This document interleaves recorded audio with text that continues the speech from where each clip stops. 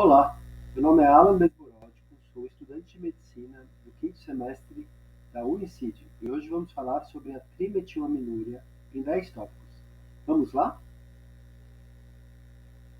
O paciente de trimetilaminúria possui um problema de odor, que pode ser odor corporal, ou halitose, ou bromidrose, o odor só na pele.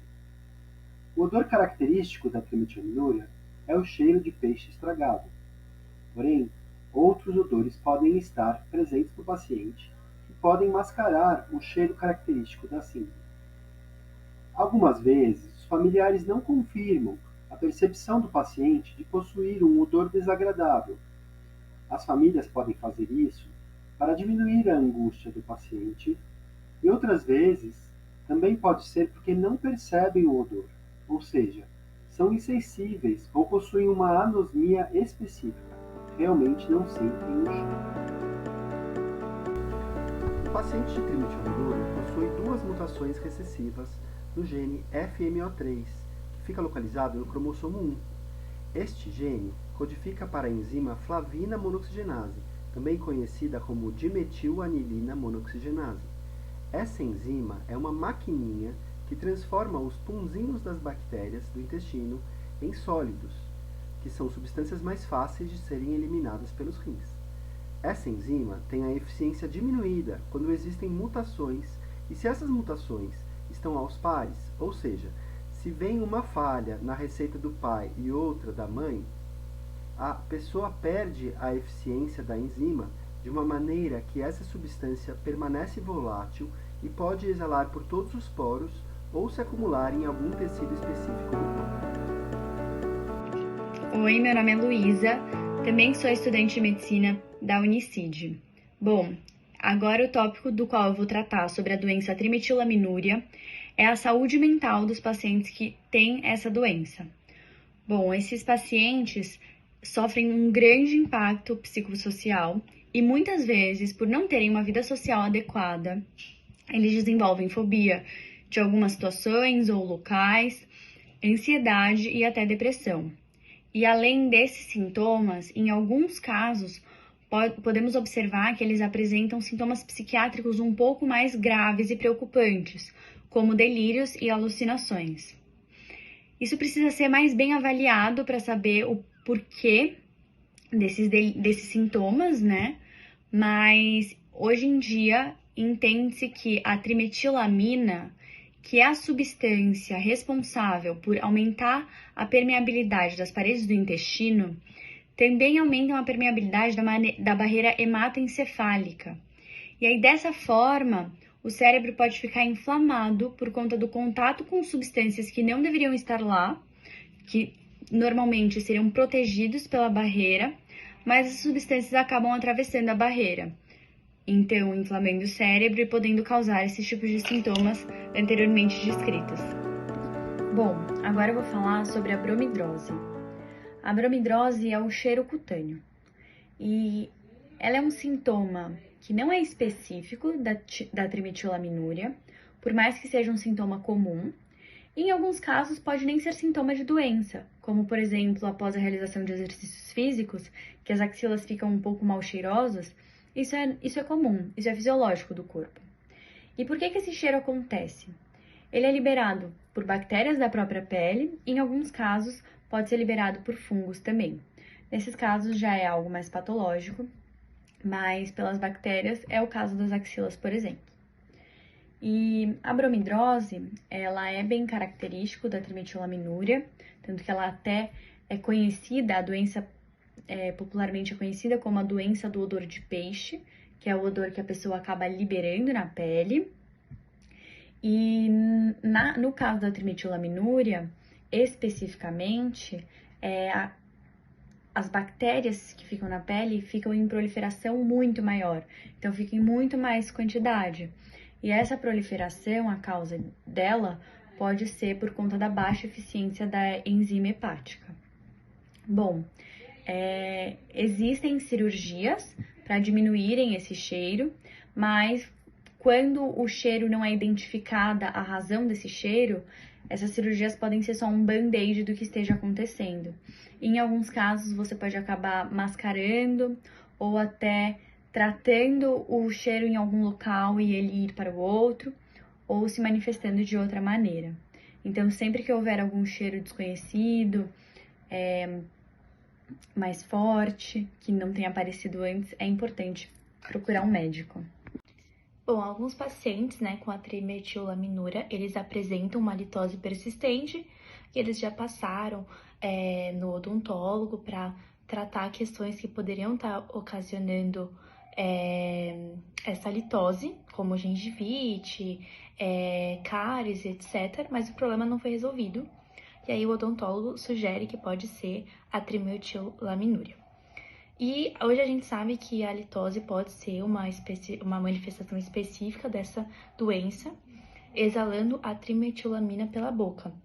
Então, o paciente com a litose, ele precisa passar com um odontólogo especialista em halitose para conseguir ajudar esse diagnóstico.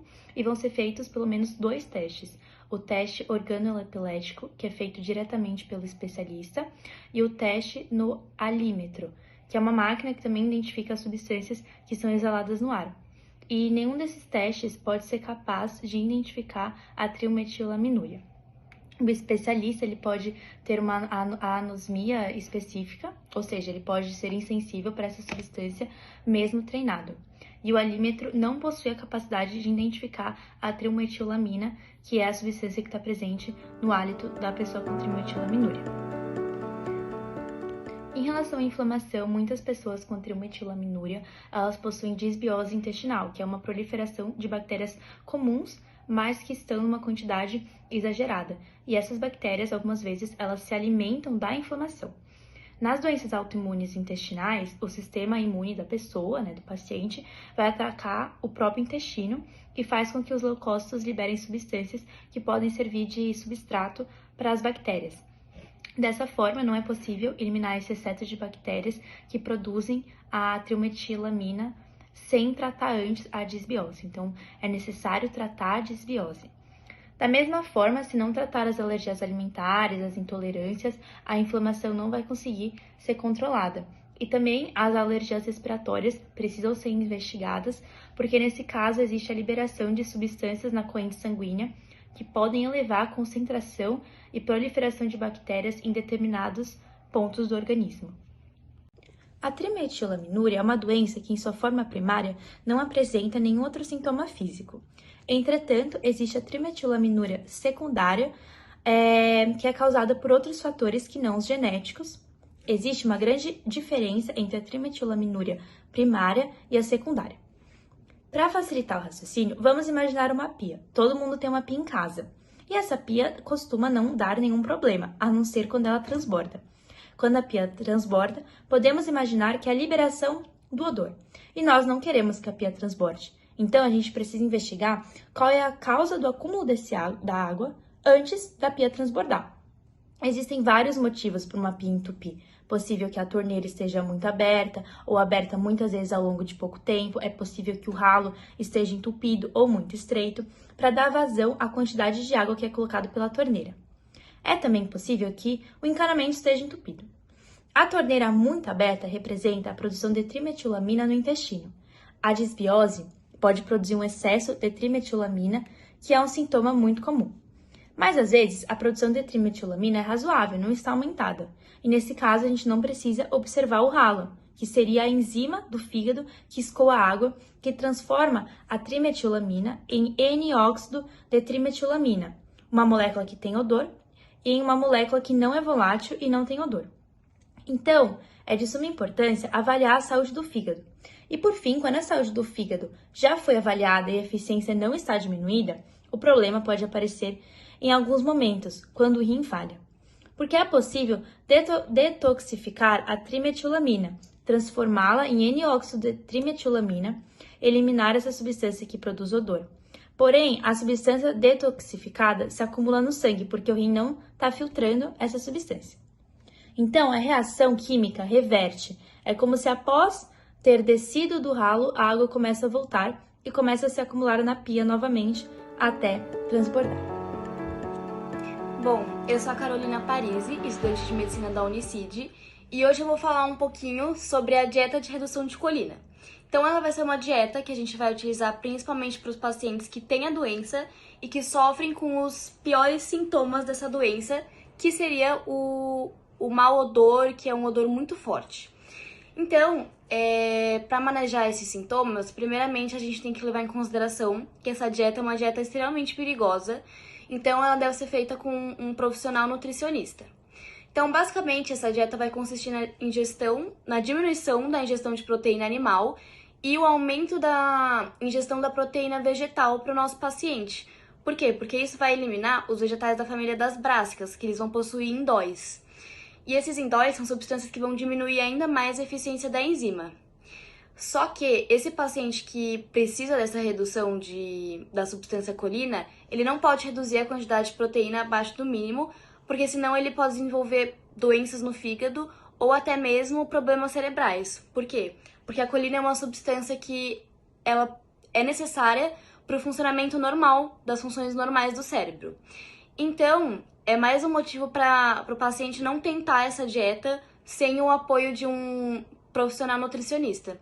Inclusive, a gente vai deixar o significado e o link da sigla CEAPOSE na descrição do vídeo, que basicamente vai oferecer essa dieta, que é uma dieta restritiva, com preços acessíveis para que todos os nossos pacientes com esse tipo de doença possam fazer uma dieta personalizada sem correr risco de saúde. Bom, então falando um pouquinho sobre a saúde do fígado, vou começar falando sobre a enzima flaviana monooxigenase.